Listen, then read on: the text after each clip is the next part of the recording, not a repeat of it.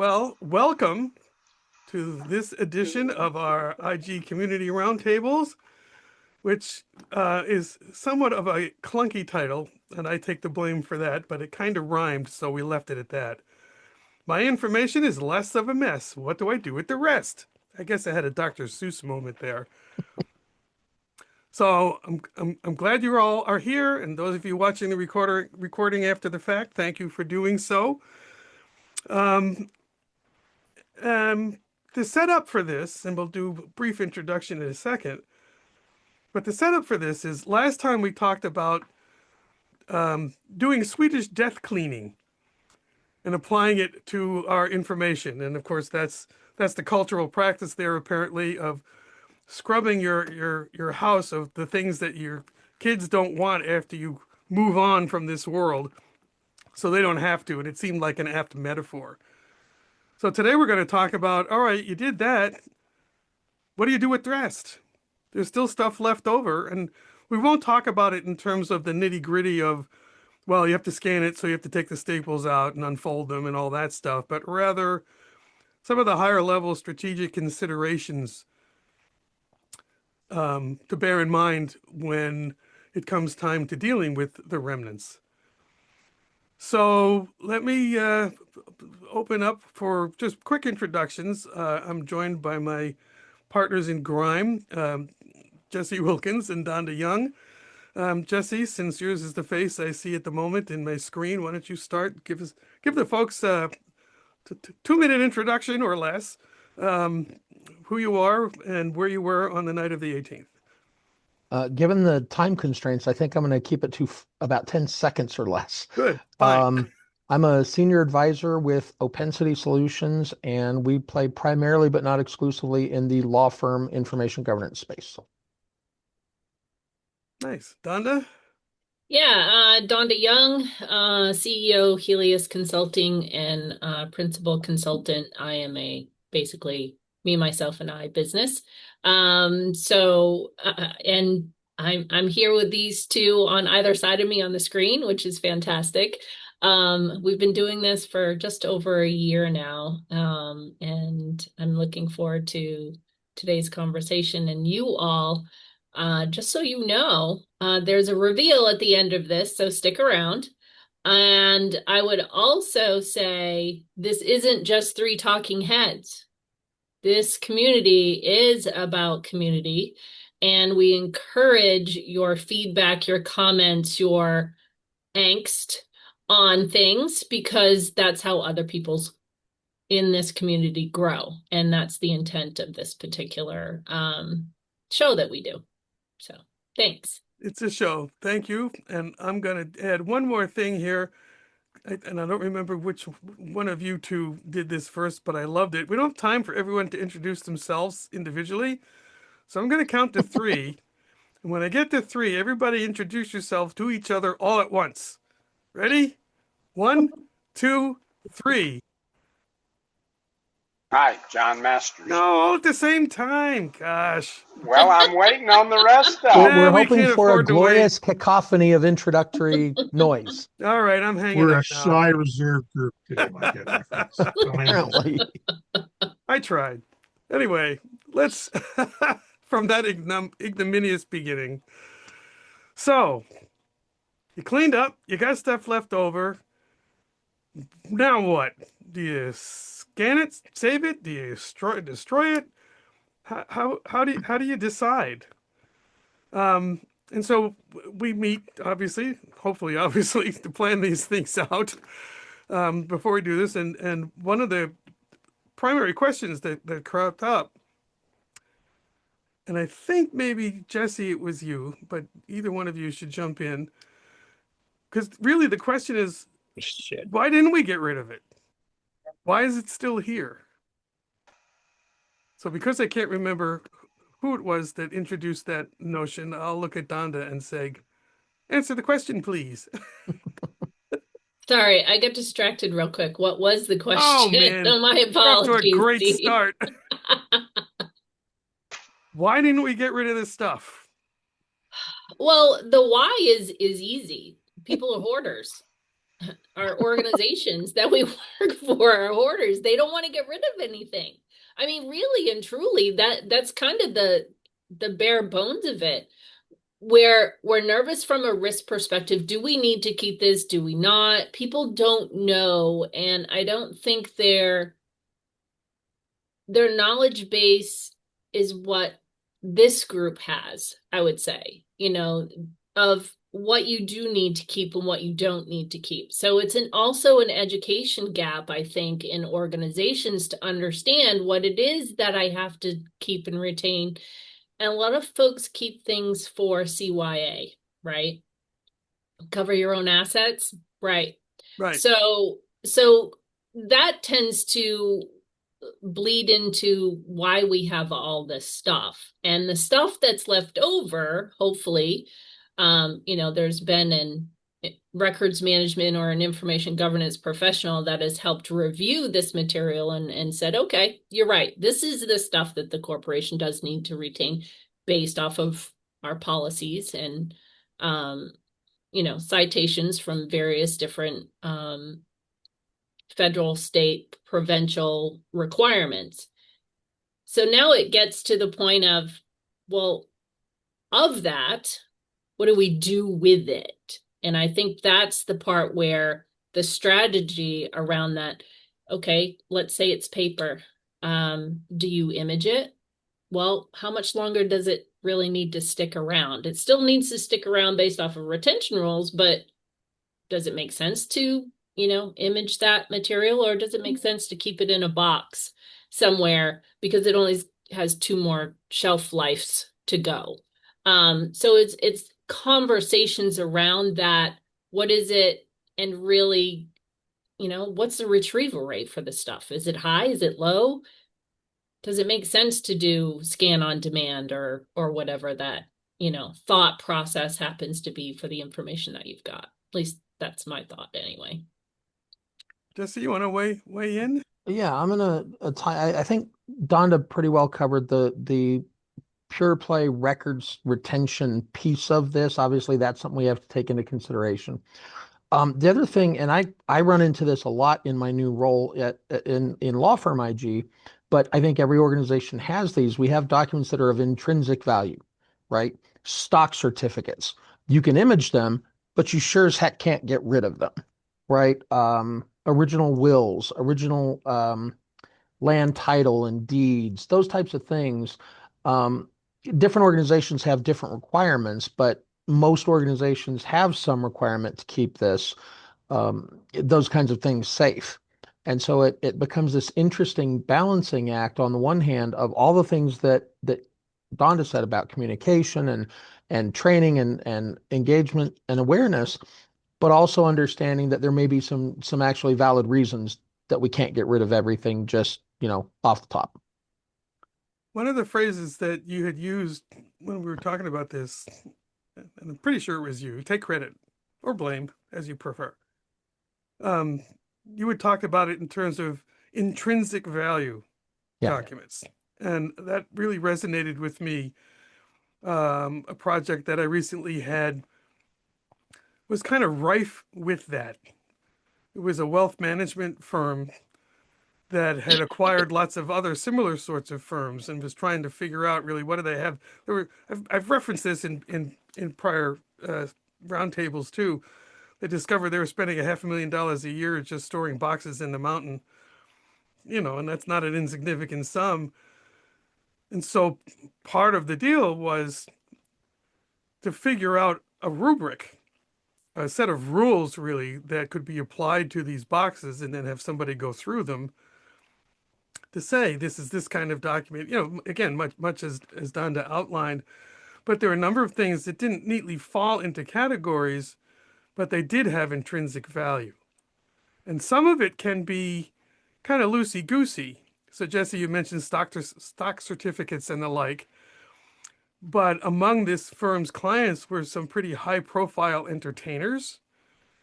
And in there was, the key to a city or the original CD that had been pressed and that kind of thing that in and of themselves might not have had any value to the business, but it had value to the person.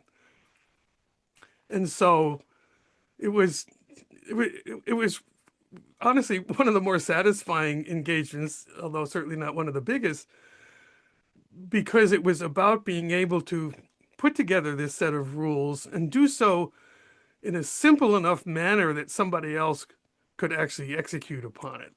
And we built layers of confirmation and oversight to make sure no mistakes were made. Right. So, there is this element, for lack of a better phrase, I'll call it personalization, that you sometimes have to take into account as well, just to make it more fun. I don't know that I would ever consider tipping boxes to be fun. I'll just stipulate that. But yeah, I mean, and I think that this is probably much more common in government than it is in private sector, though private sector companies have those types of archives and historical relics as well. Um, but certainly that's something that you would want to have as part of that rubric, right? Is especially when it's not, as you said, it's not very neatly categorized as yes, it has intrinsic value or no, it doesn't, because of that historical nature of it. I frankly, I wish that more entities had these types of archives. I've been fortunate enough to tour several brewery archives, and they're always fascinating, especially the ones that predate Prohibition. You see what they were doing during the dark years. I want to see the ones during Prohibition. Those were Coors, I think, yes. was the glass-making company, like laboratory glass, I believe. Maybe I'm thinking of somebody else, but at least one of the breweries went into glass making. Wow. Look at that. There's an opportunity to be unlocked for good records management or the avoidance of same. No paper trail. Wow. Okay, let's shift gears here I was going to say for a moment. We'll see how many moments this actually takes. Going back to Donda's opening statement, in figuring out how you want to proceed, so much of it's going to sound maybe a little goofy. So much of it boils down to just raw cost considerations. And yet, I sometimes find with clients that's like third on the list. First and second are those cultural things like, oh, we can't get rid of it, or we should just get rid of all of it. And then you start getting into, all right, well, what are you going to do? There's a pharmaceutical company I was involved with. The IT director got word from above saying, we're moving to the cloud. I realize that's a pun. I didn't mean it that way. We're moving to the cloud, but like by the end of the month or in 2 months, something ridiculously short. And he's like, I've got drug trial documentation dating back to the late 1950s. We're not going to scan and put all that up there, are we? That'll cost us a fortune. So we quickly went from the IT director to the corner office with this discussion about, no, you really ought to clean this up first, or at least take an inventory so you know, okay, well, what's it going to cost? How are you going to account for it? Is it a capital expense, an operating expense? You're going to do it in-house, as Jesse likes to say, in-house or out-house, which sometimes is more apt than one would think. So, Jesse, you want to weigh in a bit on some of these things, and then Donda, and again, we could talk about this for hours, but we want to get your perspectives too. So don't be shy, folks. Yeah, I know some of you have seen horror stories and maybe lived them and have the scars and t-shirt to prove it. The one thing that really interests me about this, because I'm in law firms and we do a lot of matter mobility. And if you haven't worked for a law firm before, basically what that means is that lawyers join the firm and lawyers leave the firm. And they often take their clients with them in the client files, right? So there's a whole process for vetting the stuff coming in and a whole process for vetting the stuff going out. When we're vetting the stuff going out, a lot of times it's just client file, right? It's in a bunch of boxes. They're out at offsite storage vendor of choice. But the client file consists of two kinds of things. It's client work that you got paid for, that the client rightfully owns, And then it's all the administrivia that goes along with that. Billing records, timekeeping, all of the things that are needed to make the work happen for the client. And the client doesn't get those. So at some point, somebody's got to go through those boxes if they weren't thinking ahead, and they generally don't, and separate that out. And then when it comes time to actually send the boxes, most of the storage providers have this thing about getting paid and getting paid and getting paid. They want a payment to take it off the shelves, a payment to permanently transfer it out, a payment to fix the lids, a payment for the boxes, a payment for the payment, a fee for the payment, and a payment for the fees, so that 20 cents per cubic foot monthly cost you're getting ends up being maybe $20+ per box when you're trying to actually take them out and send them to somebody else. And then they're going to do the same thing. And so I think this tags along with the question about the cost of scanning. Cost of scanning is going to be high, but what's that compared to the cost of pulling the box out, making sure you know what's in it, separating what needs to be scanned from what doesn't, and doing that actual scan and QC and upload and everything else. And I think when we talk about costs, generally my experience has been that we talk about either the cost of scanning, maybe through a service bureau, for example, or the cost of the offsite storage. And we almost never talk about them both in the same breath, right? Because different stakeholders have different perceptions of what the cost is. We're spending $500,000 in offsite storage. We've got to make that go away. Great. If it's going to cost you $3 million to make that $500,000 cost go away, you don't break even for 6, maybe 7 years. And to the point one of you made earlier, how much of this stuff is going to hit its life cycle and its retention period in that 5 or 6 year period? Meaning you didn't need to scan it in the first place. Yeah. Yeah. I think when I worked closely with an operations center back in the day, it really was about, because at that time we were still doing microfiche, believe it or not. That dates me a little bit, but fiche and film. So there was always the approach of, what's the high retrieval rate for this information? You know, what is it currently from a paper side of life? Are we seeing trends where the contracts for insurance, for example, are those being retrieved at a high rate? What about the claims related to those contracts? Are those being retrieved at a high rate? If you're seeing a high rate of retrieval for stuff, and you know they're still active, then that's probably where you want to start from a scanning perspective. But if you're seeing, when you have boxed materials, that, again, yes, the contract might have been closed and it's off in a box somewhere and we're waiting for it to, its life cycle to expire, but you're seeing that high retrieval rate, still kind of think of the same process. Well, it is a high retrieval rate. We do want this to be scanned and imaged. The other thing is, as Jesse mentioned earlier, and I know, Guy, I'm actually going to point to you on this one. No pressure. The things that speak to your organization from an archival perspective. There are things that some folks may not realize would be a really good quality archival piece of material that you want to image and scan, and maybe start developing in a virtual library, I'll say. Guy, I'm going to let you kind of step in on that, because I know you have some thoughts. I'm working on developing the thoughts, I think. I don't know if I have them. Yeah, I think, it is an interesting point from coming from a standard records management background, where basically I was always trying to reduce risk and cut storage costs, to actually thinking more about long-term access and increasing access. Yes, one of the questions that I had recently was, how do you increase access to these old materials? I'm like, oh yeah, you probably want to do that sometimes. I don't think it's ever come up before.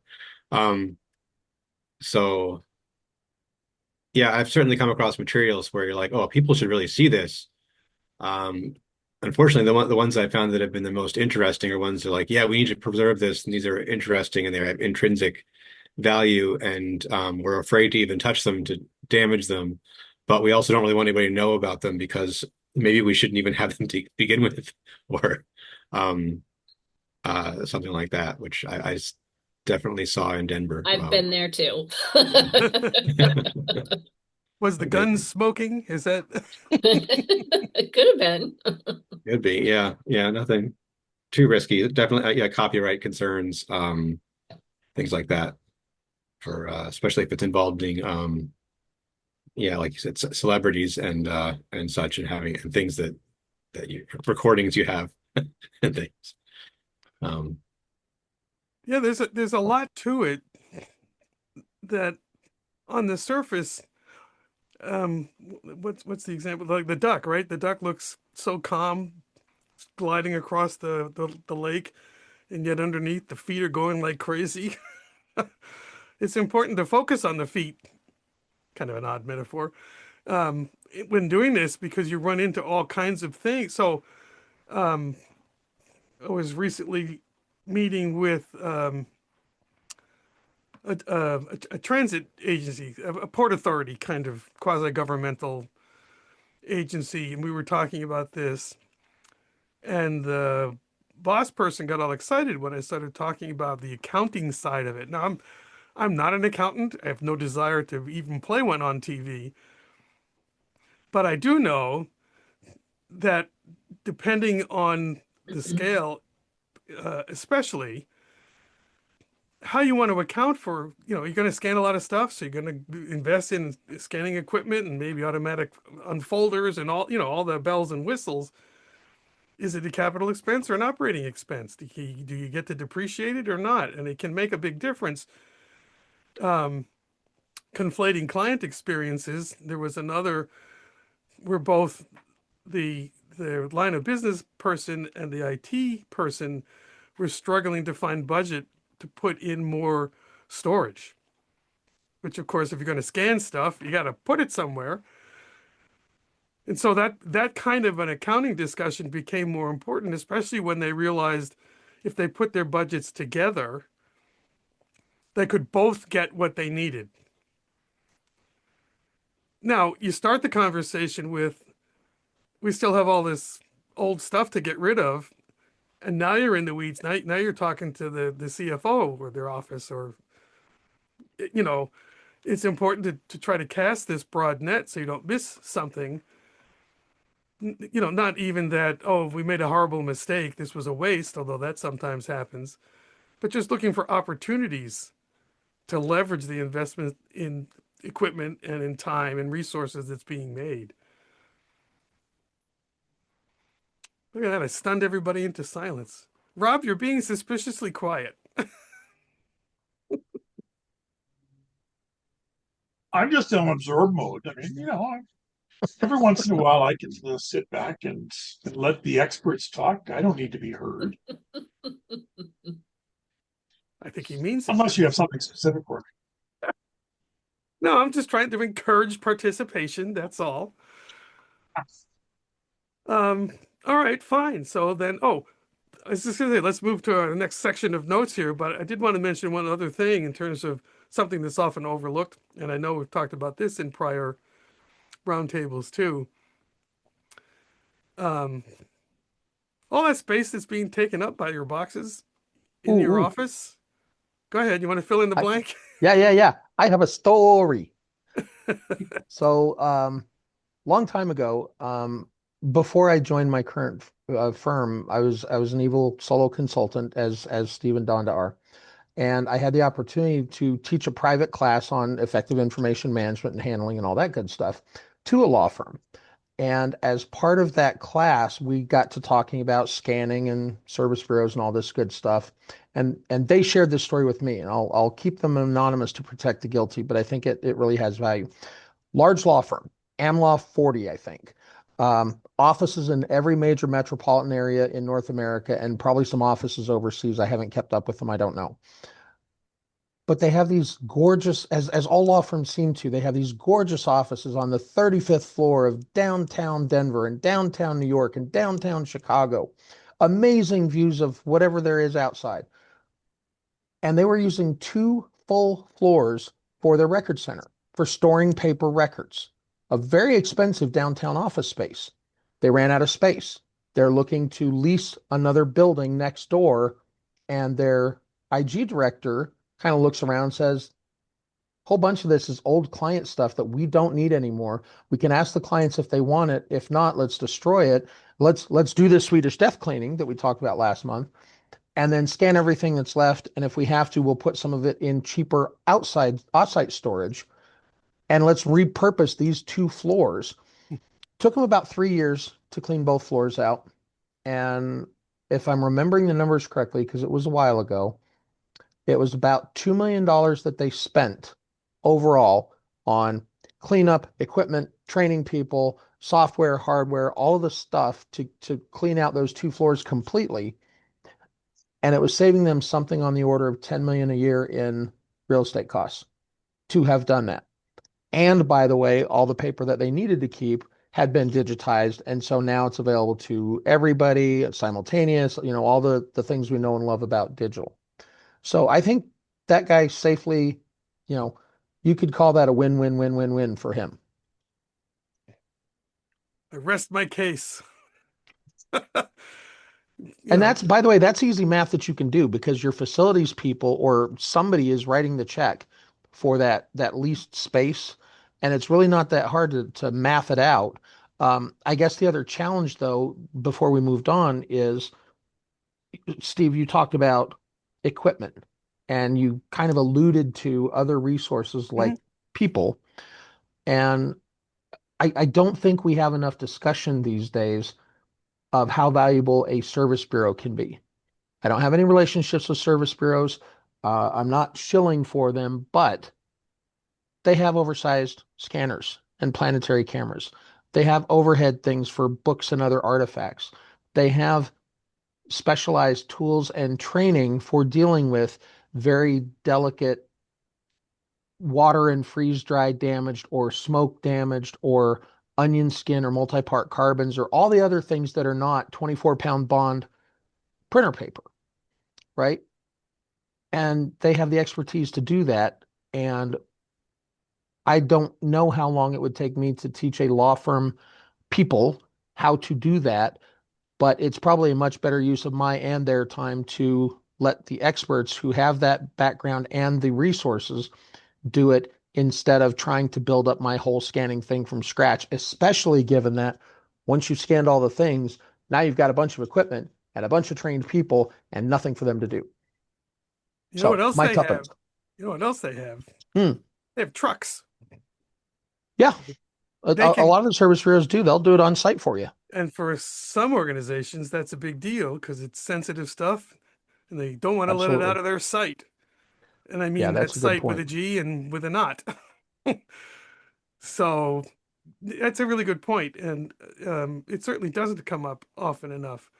It's like any other project, right? You're trying to match the need to the time and the budget and the skill sets. And yet it's so often thought of, if it's thought of as an afterthought. Well, that was a poorly constructed sentence, but you know what I mean. The real estate bit is a big deal. And I tripped over that way back when I saw my first electronic form and I looked at all the file cabinets full of paper forms and realized, hang on a second. So, yeah, I guess of all the things we're talking about,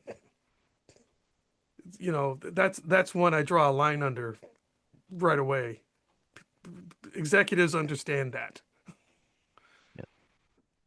Okay, so we have talked a bunch about, because a lot of it is still on paper, about scanning and all that stuff.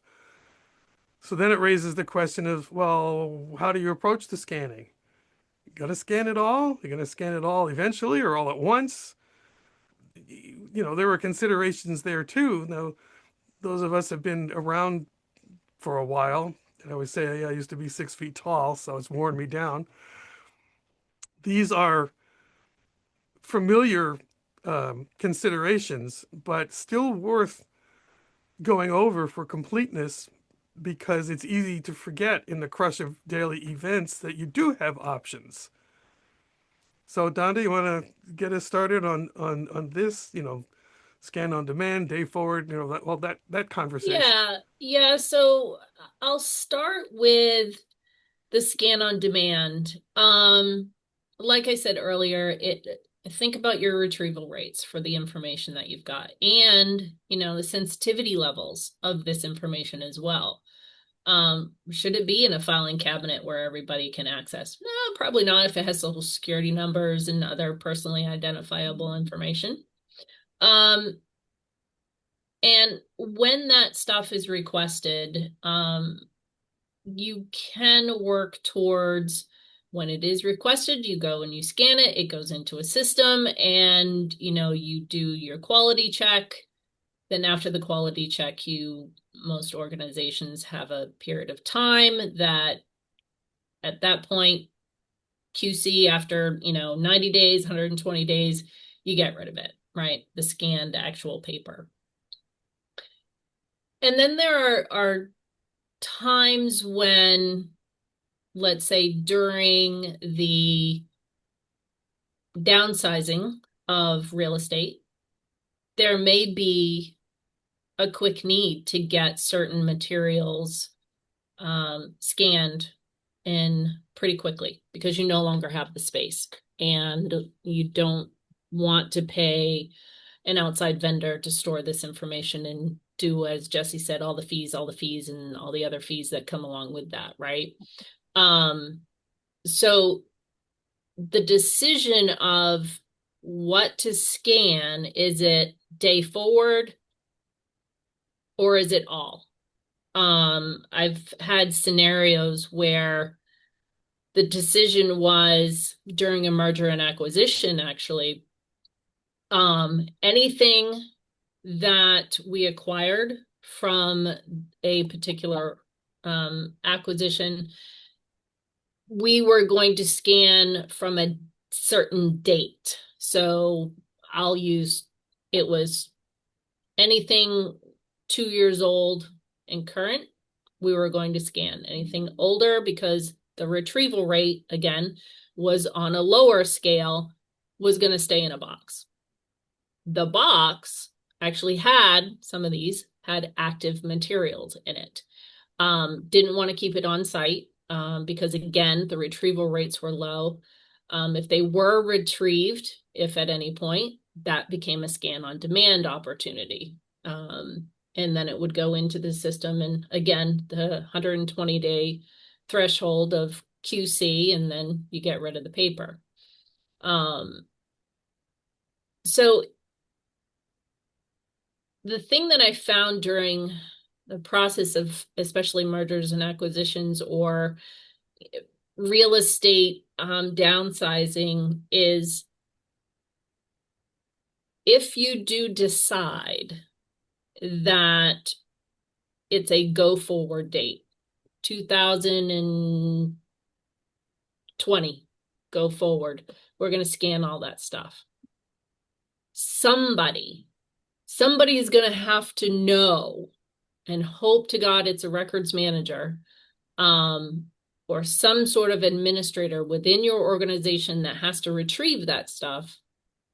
That knowledge has to be passed down, right? So when Donda Young moves on and it's not documented and no one else in the department knows that, oh, anything prior to 2020, it's over here, or it's in this system or this box or whatever, that's an oops if you're not documenting those. Hey, go forward was this date, prior to was this type of material and dates. That is hugely important, because I've seen where the date of go forward didn't get documented well. And not even sometimes when the department heads transferred out or transitioned somebody new in, they weren't made aware. So they're scrambling to find their stuff. And it's up to them also because, you know, my mindset is always they own the records. It's their stuff. We're just gatekeepers, right? When you're in an operations center. But they too have to have that knowledge and that background, because otherwise you're not going to be able to find the stuff that you haven't documented those particular cutoff dates. I want to tack two things onto to that, if I may. The first is you also have to make sure that you have the resources to keep up with the day forward, because there's nothing worse than having backlog and then day forward and then a backlog in the day forward. So now you've got it in even more places and it's even messier. A million years ago, when dinosaurs roamed the earth, I worked for a city government in traffic court. And so that obviously makes me everybody's favorite person, because when you had to pay a traffic ticket, you got to come talk to me. Our tickets were multi-part carbonless, and they were oddly shaped. And by statute, we had to keep them for 7 years, because you guys know every record has to be kept for 7 years. So we kept them for 7 years, and we were running out of space, and we were keeping the overflow in the basement, which is where you always keep important things so they can flood. And we decided to embark on a scanning thing. And so we actually did a time and motion study and a retrieval study, and we found out that 80% of the tickets that get paid within the first year. If a ticket makes it to a year without getting paid, statistically, it will age out in 7. Less than 1% of tickets that make it a year ever got paid. And so we would dismiss them after 7 years. It's like it never happened. Which is good for you if it was your ticket, as long as you never got pulled over any time in between and had a warrant out for your arrest. But we ran into that issue with the back file of the day forward. The other thing that we ran into, and I especially like the date that you used, Donna, because that I think will further prove my point. When you start working on the backlog, you start from yesterday's stuff and you work backwards, right? Because by the time you get to year 4 or year 5, you've been doing it long enough that it's actually year 6 or year 7, and a lot of that stuff's going to disposition out. So you don't actually have to scan 7 years back if that's what you're going to do for a full backlog. It's probably only more like 4 or 5. But yeah, that was a big deal. And the other decision that we made was there was an exception. We don't like exceptions. I get this. But when tickets get acted on by lawyers, they file briefs and motions and causes and pleadings and whatnot. And all of that stuff gets folded into a trifold and stapled to the ticket. And then when the next one comes in, the staples all get pulled out, folded into trifolds, stapled to the previous stuff. We had tickets that were this thick. They were literally bricks of paper. After it's been stapled and unstapled a couple of dozen times, the edges kind of look like when you rip a piece of paper out of a wire-bound notebook, confetti on the edges, and scanners don't like those. And so we also made a decision that anything that had a pleading associated with it, we weren't going to scan at all. Later on, they decided to change the way they did that so that we weren't stapling things together. They actually got their own folder, just like a case file that you would expect. But at the time, it was too much work and too injurious to the ticket for us to try and pull these 42 staples out of the edges of it and scan it and reassemble it. And so we just had a blanket statement that, if you need it, and we flagged it in the retrieval system that this ticket had a pleading and therefore it was still in paper in the stacks. So, Then there's a variation on that theme. And this is for a moment what I thought you were going to say, which is you just staple a new thing on top of the stapled packet. And so by the end of its run, there's 47 different staples connecting in packets of stuff within the big packet. And so trying to separate it out. you are a hateful man. I've heard tell of such things. Yeah, don't do that. Anybody listening to this recording, what he said, don't Yeah, do that. don't do that. Which is kind of my point. All right, so we're coming towards the end here. And so let's try to figure out what order to do this. Let's keep the reveal to the very last thing. And so I'll shop around at this point for sort of closing arguments. Donda, you want to? Well, actually, I'm not going to do closing arguments. I actually going to leverage my time for the audience. What questions do you have based off of what we've said today? Anything that kind of I have a scenario I need help with. That's also what we're here to help provide. So Very nice. Yes. please Steve. feel free. I'm giving you my 1 minute to ask those questions. Oh, somebody's got to have something. Well, I'll just further tease the reveal. This isn't your only opportunity No, to ask things or comment or what have you. I mean, it never is, but now it's going to get even better. hopefully easier. Yeah, for sure. All right. That was very generous of you, Donda. You'll pay for that later. Yeah, well, 85 Jesse. Yeah, one of the things that we didn't really get to and that we've covered in other sessions a lot, but I want to leave you with this thought. If you're trying to make the business case for scanning, yes, it's cost. Yes, it's risk avoidance. Yes, it's all those things. But the new shiny is AI. And it's really, really hard to use LLMs on paper files. and you're the first one that brought it up. So, ha. Oh, I can't believe we made it this far. I thought we were going to get away without it. Well, I that's why I love did it. it. So if you need another way of making the business case and of separating the wheat from the chaff, that may be something that has particular relevance or you know, with your organization right now. Will it in another 3 years? I don't know. Maybe Skynet will take over and it won't matter to us. But at least right now, a lot of people are hitching their wagons to the AI train. And that's a horrible mixed metaphor. And if it helps you get your business case approved, it doesn't necessarily hurt you to do the same.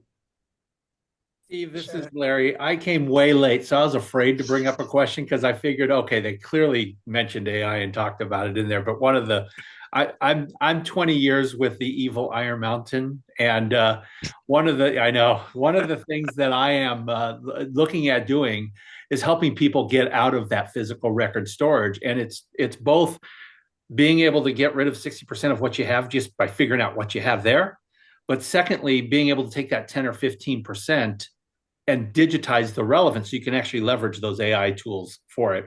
The first question I always got, and Donda, you talked to it, is what is your strategy for scanning? People's strategy for scanning was save money on storage. So we always knew that math never worked. So then they would say, okay, I'd say, I'll certainly give you a quote to scan everything, but why? 60% of the stuff is probably eligible to go.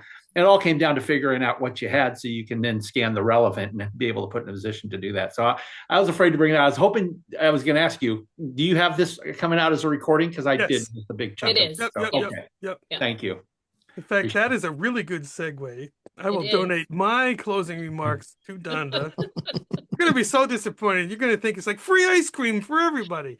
No, they're not going to be disappointed. I'm hoping they'll be excited. So, some of you have been, I'll say, repeat offenders of this lovely thing that we do typically every month. Not always, but Mostly. summertime we tend to take a little bit more time off. But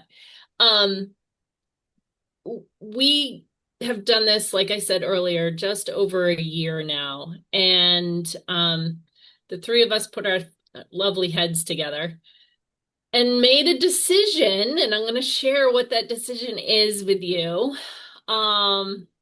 We made a decision that now, instead of going to Steve's page on Holly Group, and thank you, Steve, for us borrowing this, because I know we were trying to figure out what we were going to do and how often we were going to do this thing. We now have a LinkedIn page. I will share it in the chat with you all. So I would love for you to go in and actually join us on this particular page. This is where, going forward, we will share our announcements. And this is also a place where you can comment to things that we've posted about the topics that we've discussed. And hopefully we'll be, commenting back to you. So it's not a group within LinkedIn. It is an actual page. And the other piece to this, let me see if I can get my screens to actually play nicely. Whoops, sorry guys. Come on. The other piece to this is the question was, do we record? And yes, Steve is our master at getting the recording up and running, and we now have a branded Information Governance Community Roundtable space on YouTube. Steve has generously put our past YouTube recordings out on his Holly group. I believe it's your Holly group, or is it directly to you, Steve? It's actually youtube.com/Steve Weissman. Steve Weissman. Okay. So we'll now have a place there for you to go as well. From a branding perspective, it's not like we're creating a company or anything, although we have toyed with that idea, the three of us. But this is really about the community, and we want you guys to jump in, follow the YouTube channel, and let me share that as well. It's just at InfoGov Roundtable, but I will put that in the chat so that you can follow.